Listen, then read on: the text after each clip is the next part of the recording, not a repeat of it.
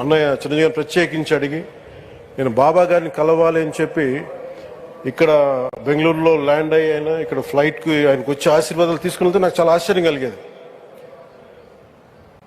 ఒకరి గొప్పతనం ఒకరి తేజస్సు ఎలా తెలుస్తుందంటే ఎలా వెళ్ళి దీని గురించి నేను అనుకున్నాడంటే మహానుభావులే తీసుకోగలరు. ఒక 40 సంవత్సరాల క్రితం ఎవరైనా ఊహించుకోగలమా?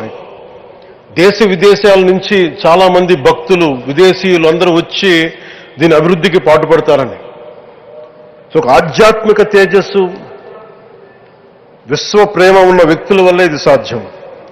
అలాంటి వ్యక్తుల కోసం ప్రత్యేకించి గౌరవ ప్రధానమంత్రి నరేంద్ర మోదీ గారికి ఇష్టమైనది ప్రజలందరికీ కనీసం ఒక 50 లీటర్ల నీళ్లు ఇవ్వాలి,